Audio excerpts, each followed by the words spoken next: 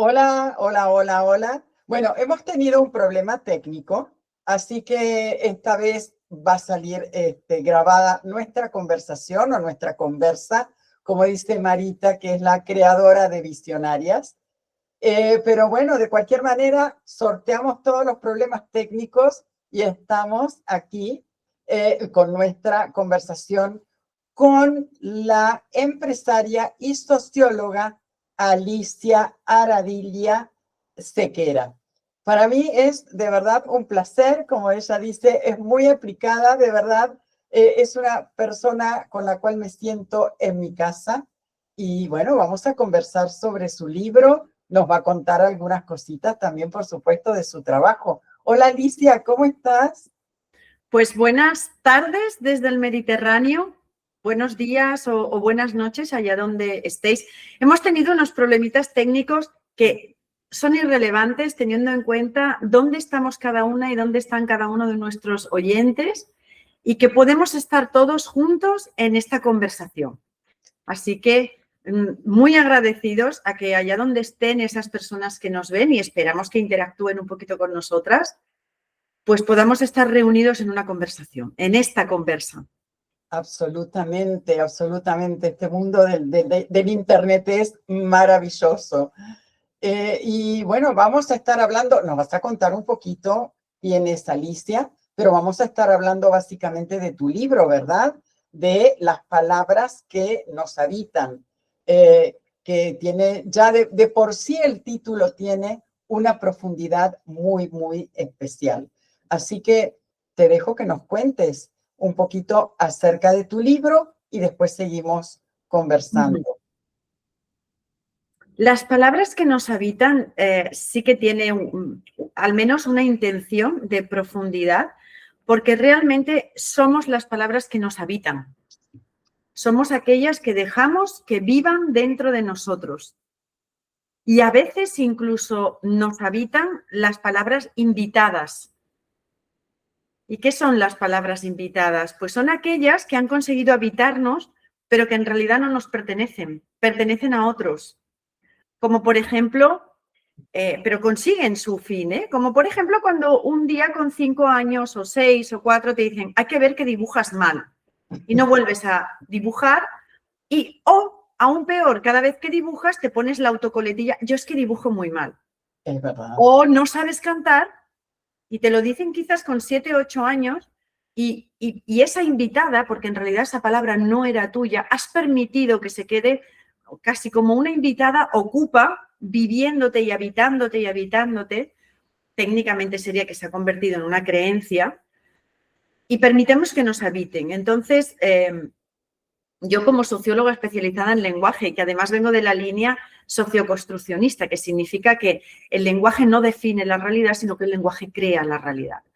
Pues estoy muy convencida y que con las palabras que nos habitamos, nos construimos y construimos nuestra vida. Exactamente. Y también nos destruimos, ¿no? Dependiendo justamente de esas Claro, palabras. claro, es que te puedes construir en la autodestrucción. Absolutamente. Absolutamente. Me encantó ese ejemplo de yo dibujo mal, porque yo dibujo mal. Y entonces me retrotrajo a la infancia. Sí. Me encantó. Luego, fíjate, luego cuando somos adultos y quizás somos unos adultos intelectuales, yo voy a hablar por mí, ¿eh? Y me voy a poner yo de ejemplo, no por egocentrismo, sino por humildad, porque no quiero alegaciones a nadie. Yo ahora cuando dibujo lo he intelectualizado tanto que le pongo la coletilla de salvando la técnica o salvando mis características técnicas, pero en el fondo, eso es la manera que yo tengo de expresarlo, muy intelectual, muy cool, pero en el fondo se quedó un poco ahí el recuerdo de esas palabras invitadas. Y a veces esas palabras invitadas ni siquiera te las dicen a ti, se dicen, ¿no? Claro, Se dicen, y en uno esta casa tal, en esta familia esto no se hace, los blancos no hacemos aquello, los negros sí, los amarillos, los rosos, los verdes. Y tú te quieres unir a ese grupo y te coges esa creencia cultural o te coges esa creencia familiar y permites que sea una ocupa, pero vamos, una ocupa que termina durmiendo en la habitación principal, no en la de invitados. Entonces, las palabras que nos habitan son unos relatos cortos muy metafóricos, muy simbólicos, al menos esa fue mi intención, para que cada persona le dé una interpretación libre y le toque, en el sentido literal y metafórico, allá donde tenga que tocar. Exactamente. Esos relatos que contiene el libro, ¿están tomados de casos reales o simplemente, digamos, un poco así como teóricos? ¿Me permites que juguete con la respuesta? Claro, por supuesto, para eso estamos acá. Me encanta. Como todo salió de mí, yo soy real, todavía no soy un bot. Entonces, en el sentido de que todo salió de mí, pues sí, todo es real. La mayoría son vivencias en las que yo estoy en primera persona, pues muchas sí, pero otras nacen de la capacidad de observación. Y de esa capacidad de observación, luego te lo traes a la parte literaria. Estos cuentos no están muy repartidos en el tiempo. Entonces, entre unos y otros a veces hay 2 años de diferencia, porque el libro salió cuando los recopilé, no que todos los escribiera seguidos. Y luego hay algunos que están súper dedicados y que una sola persona ha sido la inspiración o ha sido el protagonista de desarrollar eso. Y algunas están muy, muy claras. Por ejemplo, Capas de cebolla, pues es un compañero mío de PNL, que es una persona con un diagnóstico pues fastidiado y él es precioso y tiene una actitud preciosa y tiene una actitud ante la vida ejemplar, a pesar de que anda bastante entretenido cada día con su diagnóstico, ¿no? Por Claro. ejemplo. Hay algún relato erótico, porque en realidad a mí me hubiera encantado ser una escritora de relatos eróticos. ¿Y por qué no? Nunca es tarde para empezar. Pues mira, te voy a explicar el por qué no. Te voy a explicar todas las invitadas que yo tengo en mi casa de las palabras. Ok. Por ejemplo, este libro este año cumple 10 años.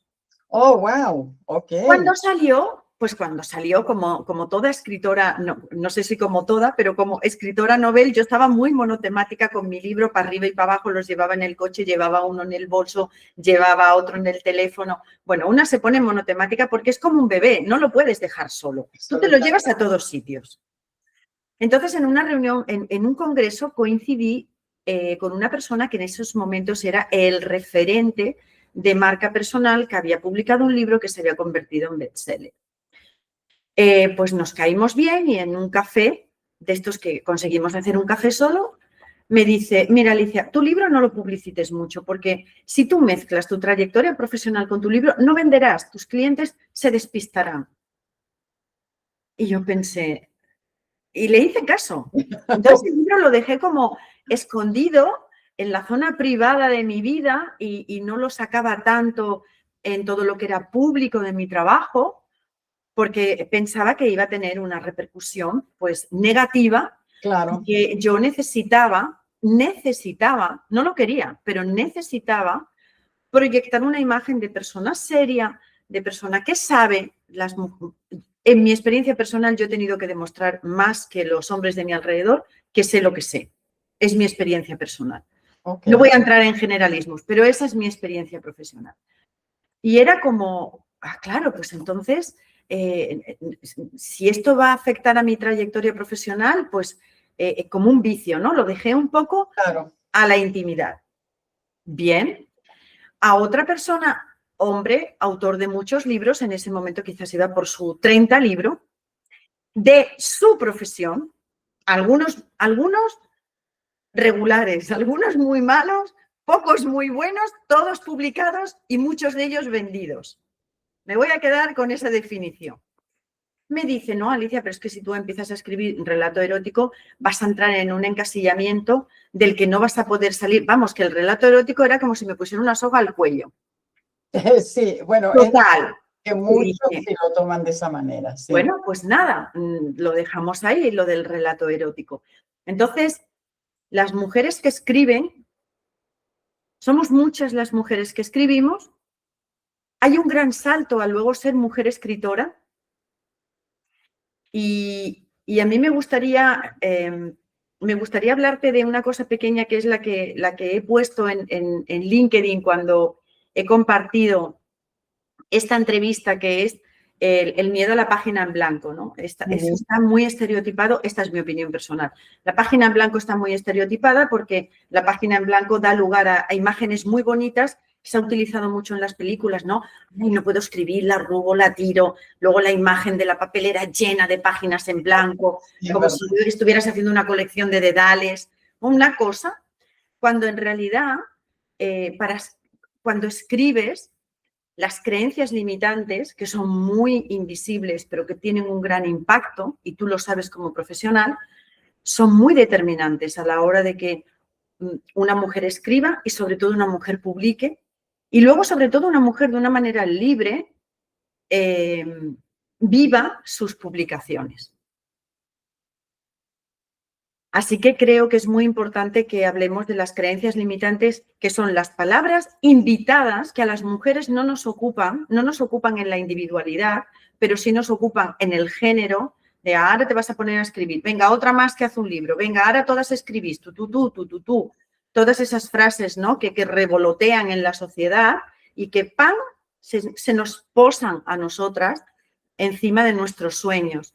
Son muchas las mujeres que escriben, muchas las que saben escribir muy bien y luego menos las que publican y muchas menos las que son una bestseller, ¿no? Sí, tal cual, pero también la mayoría queda en el camino y hay muchas que de verdad tienen un potencial increíble.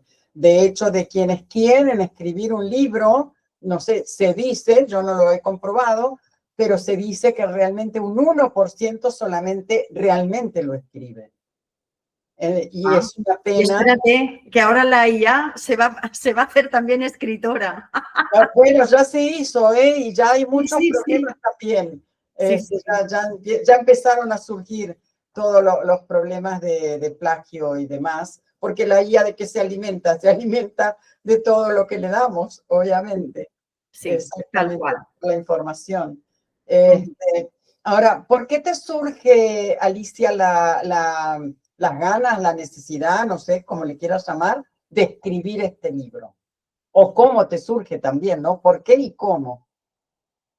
Como te digo, estos relatos, muchos ya estaban escritos y yo he sido muy estudiosa de programación neurolingüística. He tenido la gran suerte de poder estudiar con los padres, con Robert Dills, con Gilligan, con Alan Santos.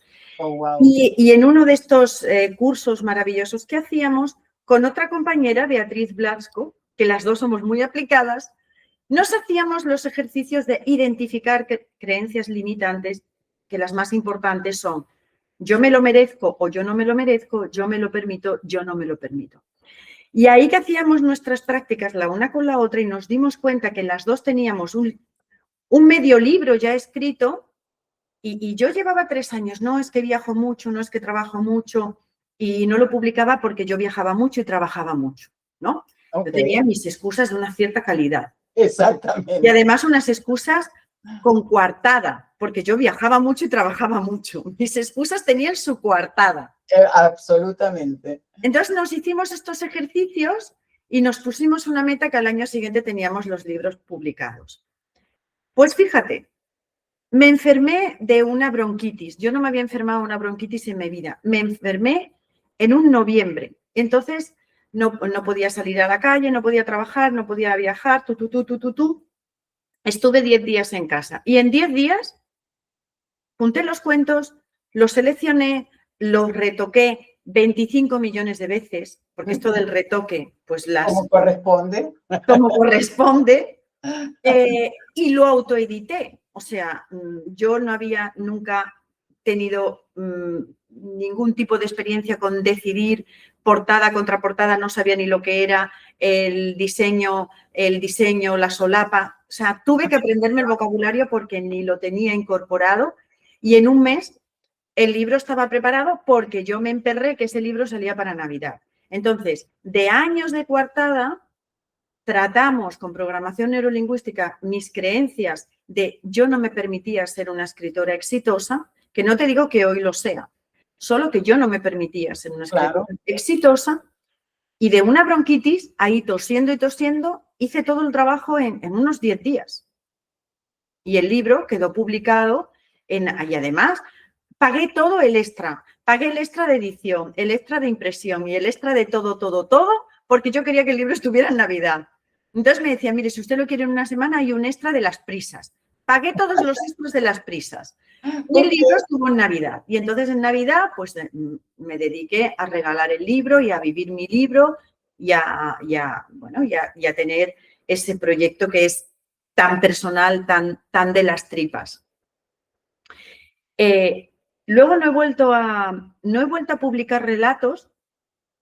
Tuve durante 8 años un club de lectura que yo dirigía, que era un club de lectura sociológico aplicado al mundo empresarial. Oh, qué interesante. Y para cada sesión, que era una vez al mes, yo escribía un relato que tuviera que ver con lo que con el texto que leíamos. Solamente leíamos sociología o sus vecinas, antropología, filosofía. Y ahí escribí muchos relatos y hice luego un compendio de relatos, pero quedó en ese formato del club de lectura.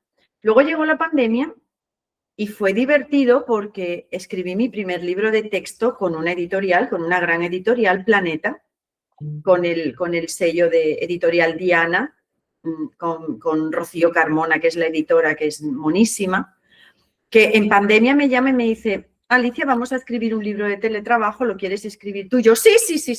No la dejé terminar la frase. No la dejé terminar la frase y cuando la dejé terminar la frase me dice, pero se ha de escribir muy rápido.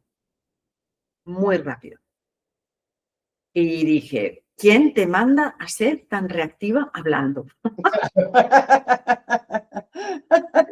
Claro, porque el primero fue una cosa, pero ya este segundo. Entonces ella me dijo, buscamos un perfil de alguien que sepa de la materia porque queremos sacar el libro. O sea, yo tuve 8 días para escribir el libro. Wow. Queremos sacar el libro y no da tiempo a investigación. Es lo que tú sepas, lo plasmas. Capítulo por día y salió además una historia muy bonita de también cómo los libros rompen lo que parece que nunca se va a romper en los grandes sistemas muy aposentados, ¿no? Pues este libro salió primero en ebook, luego en audiolibro y muchos meses después, cuando se abrieron las imprentas, salió en papel. Ok, me encanta. Wow. Entonces, ¿Ninguno de tus libros está en Amazon? Están todos en Amazon. Fantástico. Sí. Así que fue divertido porque nos pusimos un objetivo que era capítulo por día, pero no hablamos de que había que hacer revisiones. Claro. Y las revisiones, wow, las revisiones, porque eso, la revisión de los libros es un parto que siempre es muy largo. Sí, lo sé muy bien porque lo hago. Y mira, no sé si me lo vas a preguntar porque es una pregunta muy técnica, pero a mí me gustaría mucho decirlo porque tus entrevistas están sobre todo dirigidas a esas mujeres que quieren escribir o que quieren publicar, que ya son escritoras, que ya escriben, ¿no? Absolutamente. Es muy importante hacer una revisión de las creencias porque una vez transformas esas creencias, se dispara. A mí, si después de años diciendo, es que estoy muy ocupada, viajo mucho, me dicen que yo esto lo voy a terminar en 10 días de bronquitis, le hubiera dicho a la hada madrina, te has equivocado de Alicia, no puede ser. Porque yo llevo años que me está funcionando decir que no tengo tiempo. Totalmente. Y mi amiga Beatriz Blasco también publicó su libro de producción consciente y ella sí que ha vendido un montón de libros. O sea que ahí las dos como, wow, esto que hemos estudiado vale la pena. Entonces es muy importante una revisión de creencias limitantes y es muy importante, aunque sepas escribir bien, aunque tengas una cierta destreza en escribir, aunque seas una persona que no tienes faltas de ortografía, que esto cada vez ya va a ser más una extinción, pero aunque cumplas todos esos requisitos, es muy importante que te rodees de un profesional y que le pidas la revisión de tu texto a un profesional. Porque ese profesional te va a dar unos puntos ciegos que, por ejemplo, en mi caso, pues que mi labor de escribir es una más y que yo escribo otro tipo de documentos, ¿no? Y fíjate, yo he escrito guiones para cursos, guiones para vídeos, pero son formatos distintos. Son formatos Entonces, diferentes, sí. es absolutamente muy importante que te propongas tener una profesional que te revise el texto, que tú dices, no, si yo no tengo faltas de ortografía, pero es que la revisión, ¿cómo la llamáis? Revisión Estilo, de ortotipografía. estilo. Revisión de estilo, pues también te da un golpe de humildad, pero te da la humildad de ser un gran profesional. Porque para ser un gran profesional tienes que tener la humildad de en el área en el que tú no manejas, dársela a otro. Absolutamente. Entonces, cuando yo pasé mi texto y le dije, vas a encontrar cositas, porque yo ya me lo he mirado mucho y ya me lo he mirado mucho y seguro que hay cositas que se me han pasado. Cositas. Me lo devolvió en un formato que yo podía ver el número de intervenciones. Absolutamente lo mismo hago yo. 300 y pico de cositas.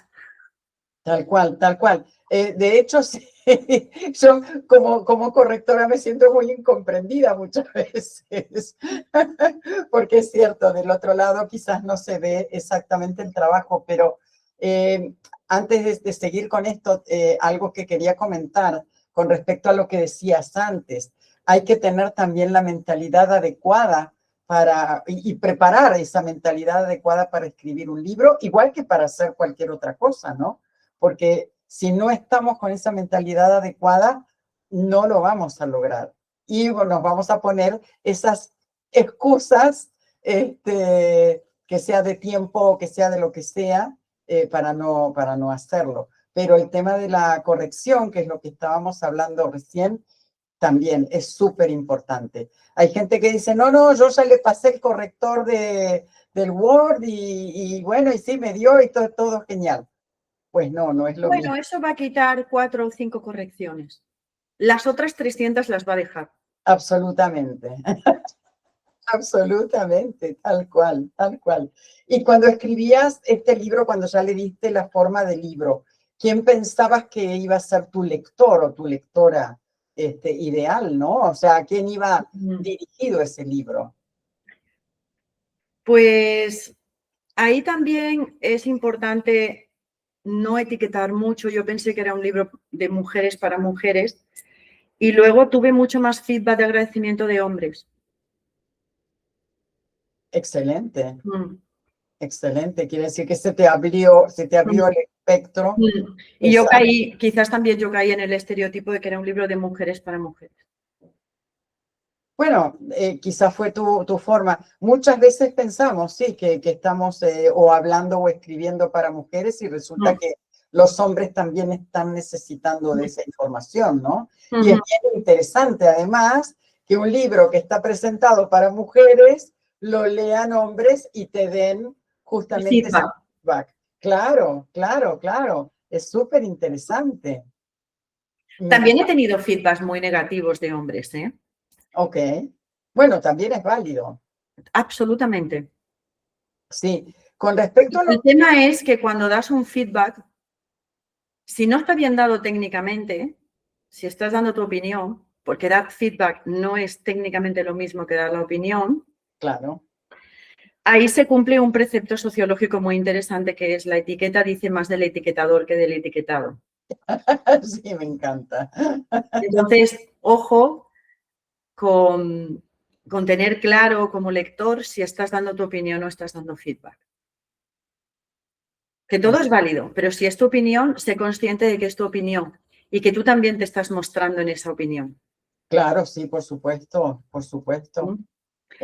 Yo no lo he vivido eso, pero otras amigas escritoras sí, ¿no? De dar una opinión deslegitimada, con insultos disfrazados. Bueno, pues ahí queda más retratado el insultador que el insultado. Absolutamente. Lo que pasa es que al escribir un libro y publicarlo, obviamente estamos expuestos. Y cuando estamos expuestos, obviamente vamos a recibir buenas opiniones y a lo mejor no tan buenas, porque no llegamos a todo el mundo de la misma manera y no todas las personas somos iguales. Entonces, bueno, es lógico que haya a quien le llegue mejor o se sienta más identificado y quién no.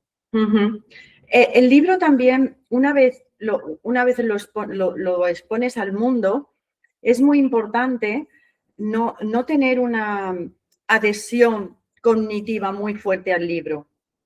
Que esto se hace también con los hijos, ¿no? Si alguien critica a mi hijo, me está criticando a mí. Si alguien da un feedback de mi hijo, está directamente criticando mi manera de educar.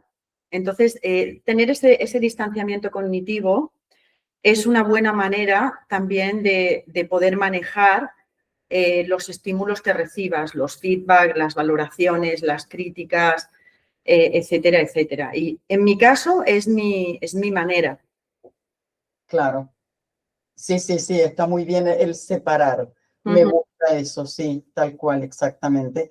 Y bueno, con respecto a los hijos, simplemente agregar que ellos son seres humanos que tienen que seguir su camino, ¿no? Exactamente. Reciben de nosotros, pero bueno, hasta donde nosotros podemos también darle la manera Permíteme que voy a manejar la temperatura. Sí.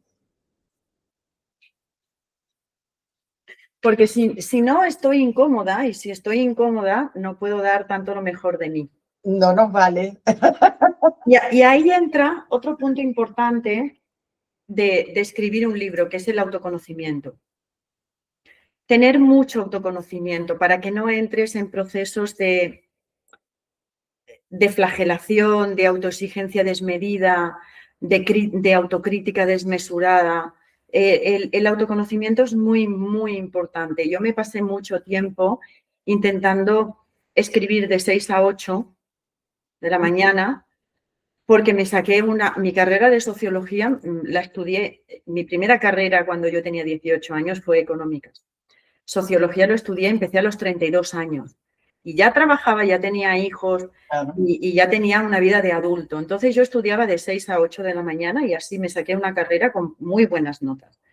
Pero, por ejemplo, no soy una escritora de 2 horas en la mañana. Claro, porque... Soy una escritora que necesito vaciarme, necesito hacer un tránsito largo y luego dedicar un tiempo largo a la escritura.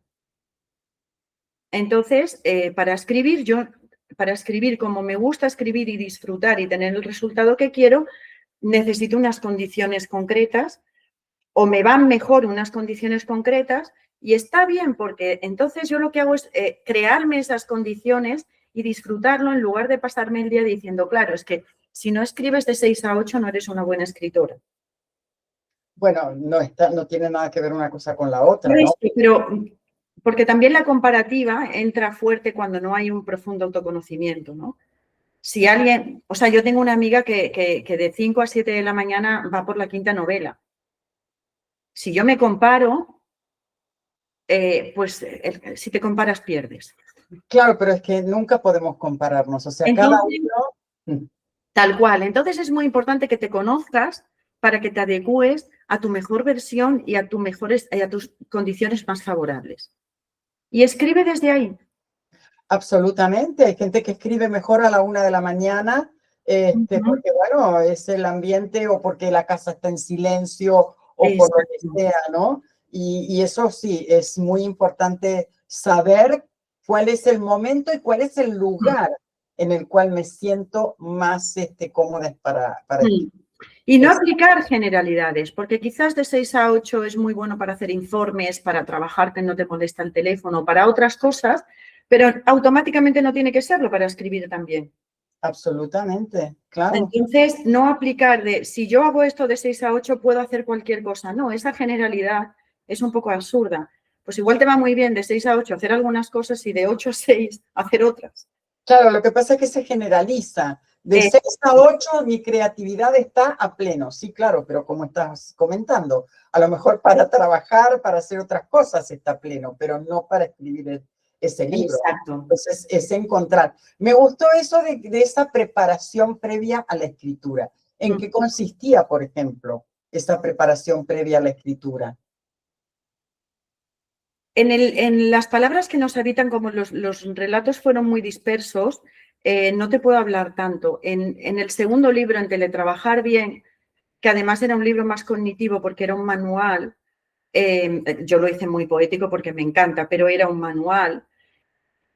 Para mí es muy importante el estado interno. Ok, Y yo he de respirar y respirar y respirar y hacer mis pequeñas meditaciones y hacer mis estrategias mentales hasta que llego a este estado interno. Porque este estado interno para mí es muy productivo. Hay personas que dicen, no, lo externo, son las 6, a las 6 me pongo a trabajar. Vale, pero ¿cuál es tu estado interno? Entonces vuelvo a lo mismo, tú necesitas tener mucho autoconocimiento, por ejemplo, para saber distinguir cuál es tu estado mental y cuál es tu estado emocional. Y chequearte. Y no exacto, confundir un estado emocional con un estado mental, por exactamente, ejemplo. exactamente. Y conocerte para saber cuáles son tus mejores estados, ¿no?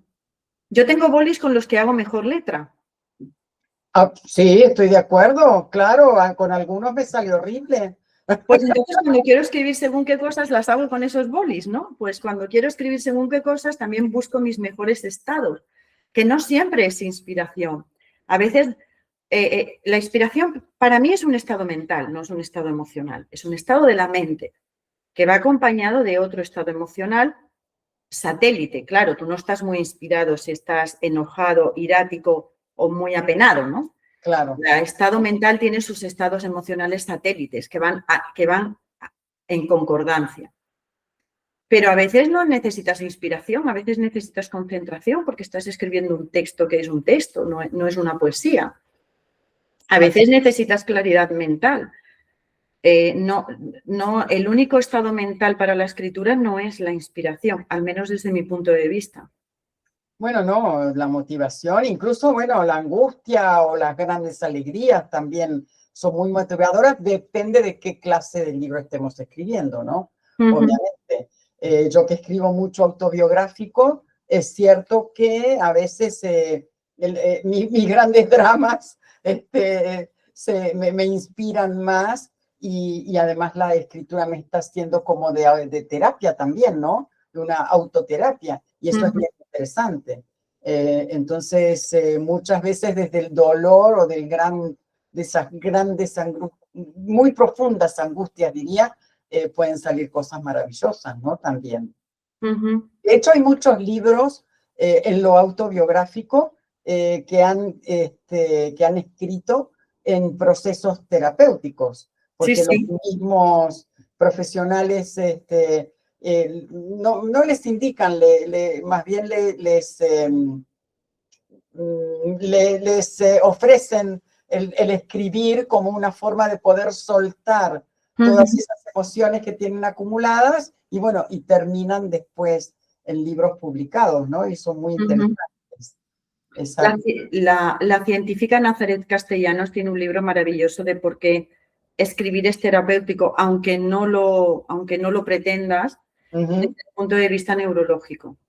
Absolutamente, sí, absolutamente. Y la escritura a mano es mucho más, A mí me encanta la escritura a mano. exacto. Es Me gusta mucho escribir a mano. Y ahora estoy escribiendo, fíjate, tengo una nieta ¡Ah! que tiene 7 ¡Tan meses. joven! Tiene 7 meses y le estoy escribiendo sus memorias con una pluma de cristal y tinta. Oh, ¡qué bello! Sí. Es una privilegiada tu nieta, sin Y lugar. espero que algún día tener las memorias escritas a mano sea un pequeño lujo. Claro, sí, es que va a ser un pequeño lujo, sí, tal cual. Yo creo que ya lo está haciendo, exacto. Ya en este tiempo tan tecnológico, ya lo está haciendo, sí, tal cual, tal cual. Y aparte de estas memorias para tu nieta, ¿estás ya pensando a lo mejor en un tercer libro? Estoy recopilando textos porque quiero sacar un nuevo libro de relatos. Ok, Y vamos a ver ahí. Estoy con la recopilación. lo dejamos por Sí, ahora. siempre les doy un punto que tenga una funcionalidad, porque para mí es más fácil. Y estoy viendo ahí con qué temática lo voy a relacionar, porque tienen varias y eligiendo a ver con qué novia me quedo. Okay.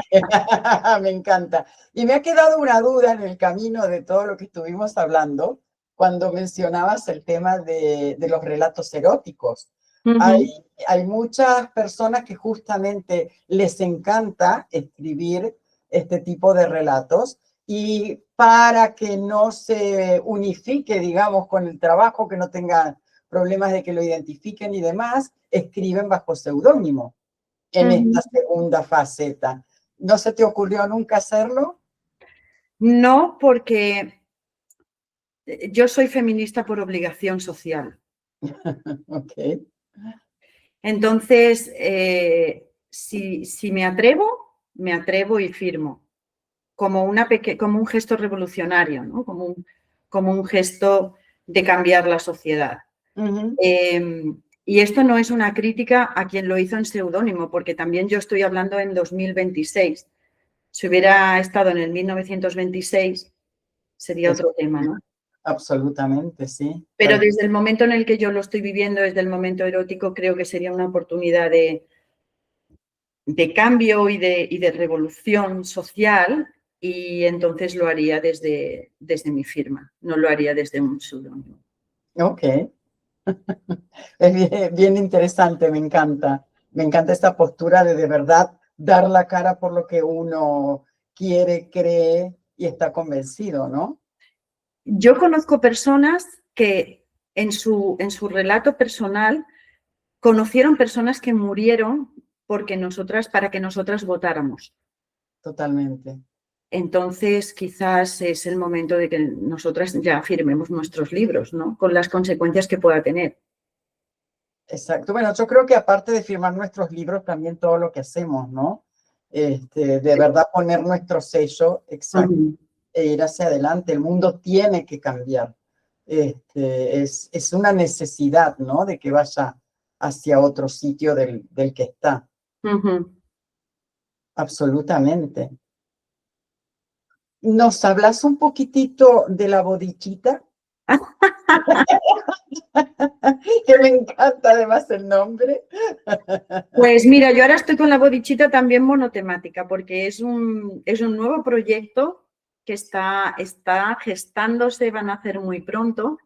La bodichita suena así como medio taberna vasca o cortijo andaluz, pero no. Es un término budista que tiene miles de años, que significa la mente despierta, la mente que ya se ha iluminado, y por tanto cada acto que está asociado a esa mente iluminada es para el bien de todos los seres, ¿no? Entonces, la bodichita es lo que practican los bodhisattvas, los practicantes budistas. La bodichita es lo que uno practica con la intención de que cada uno de tus actos sea para el bien de todos los seres. Y es el nombre que yo le he puesto a un proyecto, y este proyecto es un lugar que físicamente es maravilloso porque combina bosque, jardín y sala interna. Ahora detrás nuestra tenemos la biblioteca de la bodichita. Maravillosa. Y ese lugar lo que hace es, a través del contacto con la naturaleza y a través de toda la experiencia que yo tengo, generar un espacio para que se den las conversaciones que importan. Las empresas tienen muchas conversaciones estereotipadas y bucleadas y no se dan las que realmente importan. Y una organización es como es su conversación. Claro. Y no lo parece. Y se habla mucho de cultura corporativa, de valores, de propósito, ¿y todo eso qué son? ¿Cuál es la unidad de medida de todo eso? Las conversaciones que se dan en esa organización. Exacto. Entonces, como defensora de que el lenguaje no define la realidad, sino que también la crea, hemos creado este espacio, y toda mi experiencia profesional hará al servicio de que en este espacio se den esas conversaciones que importan y son las que transforman. Porque yo estoy totalmente convencida que en este momento de tanta inestabilidad y de tanta velocidad en los cambios, lo que nos va a mantener un poco en la sensación de solidez es las palabras que nos habitan. Y esas palabras que nos habitan son las que nos van a permitir tener ese tipo de conversaciones, porque al final conversar es una manera de pensar y una manera de relacionarte, y es lo que va a dar estabilidad a la persona, al líder, y lo que va a dar estabilidad a la organización. Así que la bodichita es una manera de llevar a la práctica las palabras que nos habitan. Y me encantó porque vi tu video hablando de la bodichita. Me encantó que decías que es la casa de las palabras. De verdad, o sea, es súper poético, muy real y es todo lo que estás haciendo, ¿no? O sea, trabajar justamente con el lenguaje, con las palabras, para que las organizaciones funcionen diferente. Es muy innovador el proyecto, me encantó. Tal cual que es la metáfora, yo digo que somos la segunda residencia de las startups, de las empresas, de los profesionales del conocimiento, porque somos su casa de las palabras. Mira, a veces en la segunda residencia tienes lo que no te puedes permitir en tu casa principal, ¿no? Y ahora estamos en un momento que casi que no puedes tener casa principal.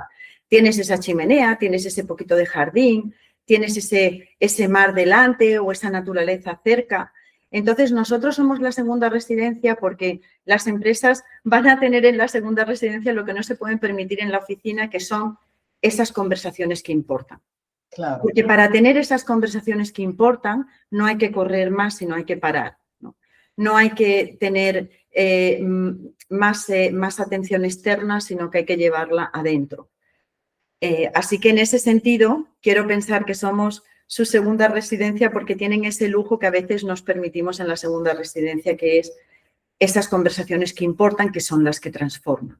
Claro, digamos, fuera del estrés cotidiano, de la oficina, obviamente que produce también, me encanta, de verdad, o sea, me parece realmente muy innovador. No he visto otro proyecto así similar, así que felicitaciones, obviamente.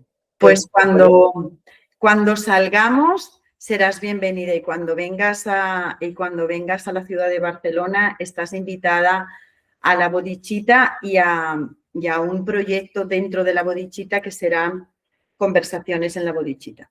Oh, me encanta, con muchísimo gusto los voy a visitar, de verdad, me encanta, me encanta.